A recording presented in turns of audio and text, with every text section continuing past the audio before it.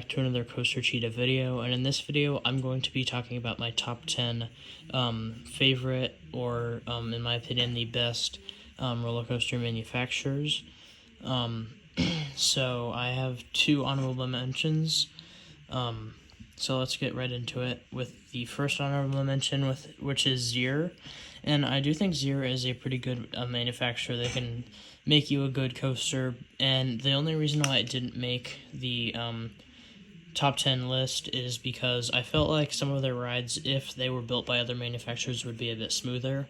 And I think a good example of that, the best example, it might be Verbolten at Busch Gardens Williamsburg, because although it is a great and intense coaster, I feel like it would be a little bit smoother if it was built by, I don't know, maybe Mach or SNS or maybe even Intamin. But, I mean, they are not a bad manufacturer. They can definitely build you a good coaster and a whole variety of coasters. And just missing the number 10 spot, the second honorable mention is D.H. Morgan Manufacturing.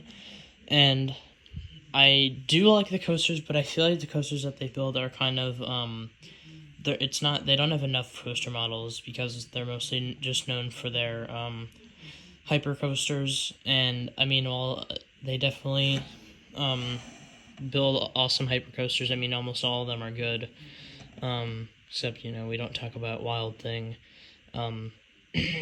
but that's alright because they're still a great manufacturer, just barely missing the top 10 list. So now moving on to the actual top 10 list, we have Aerodynamics, and I think Aerodynamics is a good and bad company, and I think some of you are definitely going to be a bit mad that I do have Aero all the way at number 10, but the reason why is that I think Aero was a good company, but to find a really good Aero coaster, you really had to look for it.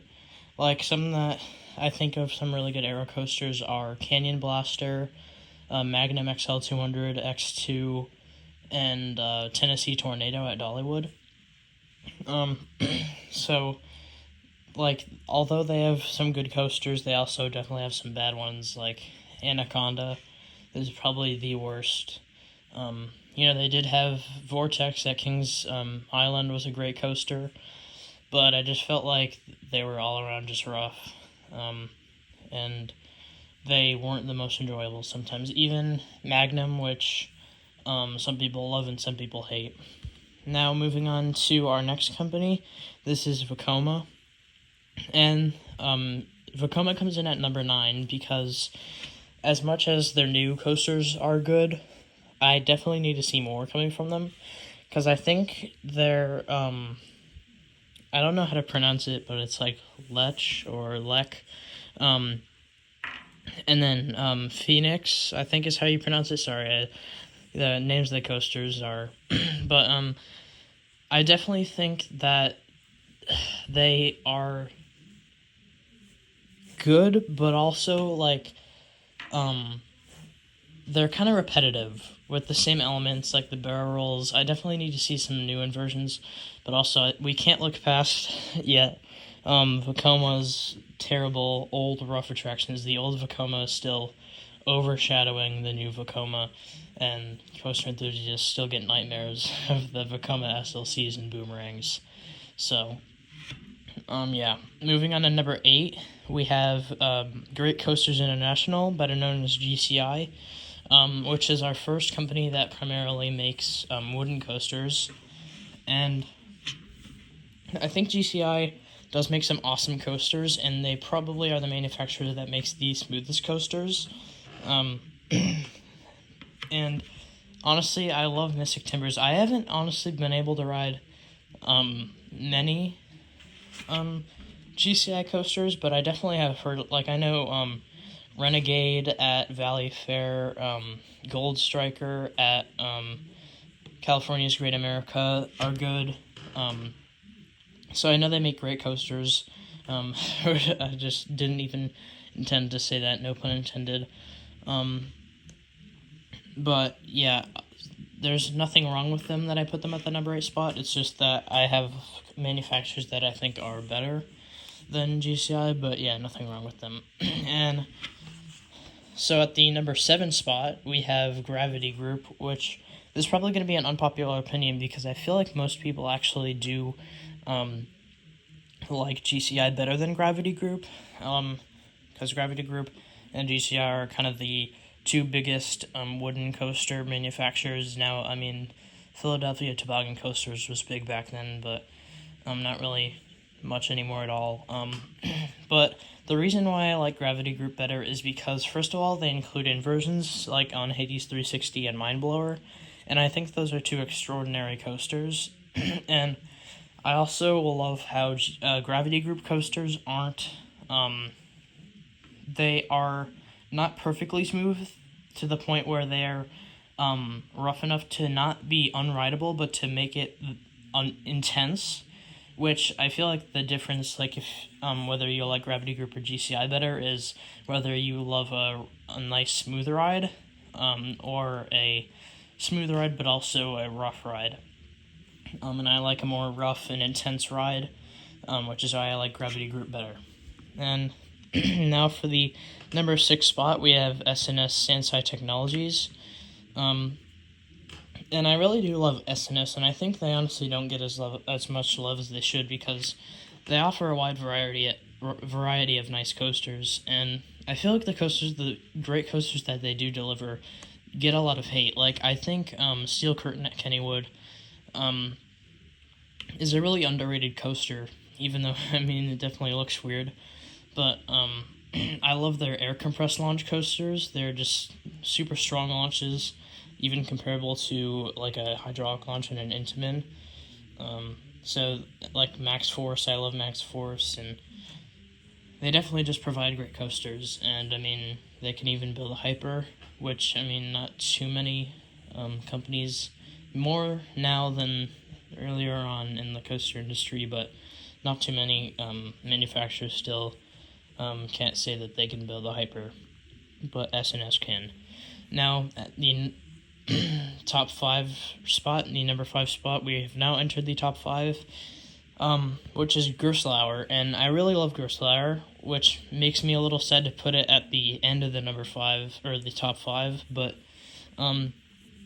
the reason why I love them is because I love the dive element, like the on the Infinity coasters, and also how the Infinity coasters can launch. The best coaster by them is probably Karnan, and I just love their coasters and the Eurofighters. Obviously the incredibly steep lift hills and drops are just insane. I don't even know how, like, before Gerstlauer, I don't know, it's just, I don't know how you would even imagine a coaster that steep to look like, because the coasters definitely look weird how they're that steep, like the TMNT Shell Razor, sorry. So, yeah. At number 4, we have Mach Rides, and I really like Mach, and I think they're definitely expanding, definitely more in the U.S. now, after Time Traveler at Silver Dollar City was built and Copperhead Strike at Carowinds was built. And I mean, their multi-launches are awesome, like Copperhead Strike and Icon and Helix. They're just awesome, and yeah, really great coasters, and I definitely want to see more extreme spinners. And I mean, the regular spinning coasters, like the family ones, like the one at Knott's Berry Farm, they're great too. Just all around great coasters, and I want to see more from them in the U.S. And now, at the number 3 spot, at the end of the top 3, is Bolliger and Mallard, better known as B&M. But B&M is definitely a great company, and I think they're actually underrated, because with a lot of coasters we have today, like the invert, the dive, the wing, the flying, all of those wouldn't happen if it weren't for B&M, because, I mean, they invented all of those, and I mean, most of them only B&M makes, but, you know, the invert, flying coasters are made by other companies now, and I'm sure the other models will be made in the future. Actually, the dive, Gerstlauer, like I talked about earlier, has their own spin on him. And I definitely think they're underrated. The best coaster by them, no doubt, in my mind, is Fury 325 at Carowinds. But yeah, they definitely can provide an awesome coaster for you, and honestly, they'll basically make you anything. I mean, Holiday World got them to make a launched wing coaster. Now they're having an even bigger market with their surf coasters, which are like their launch coasters, and I'm sure we'll see some surf multi-launch coasters in the future. And now moving on to the number 2 spot is Rocky Mountain Construction, better known as RMC. And I definitely can imagine that a lot of people have RMC at their number 1 spot. And I can definitely see that because they're just an awesome company. And honestly, I was hesitant to put them at number 2, even though they have great coasters, just because their range isn't too wide. It's definitely getting bigger, and I love their single rail coasters, and I definitely want some T-Rexes to be built. I mean, even if it's not like 200, 300 feet tall, whatever they're saying they're going to be built, because I definitely think, I mean, the capacity is going to be better. I mean, it's basically like Raptors are for smaller parks that don't need the capacity, and then the T-Rexes are for the bigger parks, like Cedar Point or Kings Island or maybe a SeaWorld park, like Busch Gardens. So definitely love RMC. Obviously the hybrids are, in my opinion, their best model. So yeah, and at number 1, you can probably tell already what it's going to be, but it is Intamin. And Intamin is a very popular manufacturer and definitely a lot of people's favorites, and obviously my favorite. And it's due to just how awesome their coasters are and just how insane and intense, but at the same time just how fun and airtime filled and not intense they can be for making. I mean, the first coaster ever was at Cedar Point Wilderness Run, just the kiddie coaster, and then at the same park having their first 400-foot tall coaster, which they're the only company in the world that can say they can build a 400-foot tall roller coaster, which is insane. And there's their huge variety of coasters, which, I mean, honestly might be more than B&M, because technically, now that I'm thinking about it, they technically do have their own wing coaster, even though it's not the same at all to B&M's wing coaster model, but still awesome.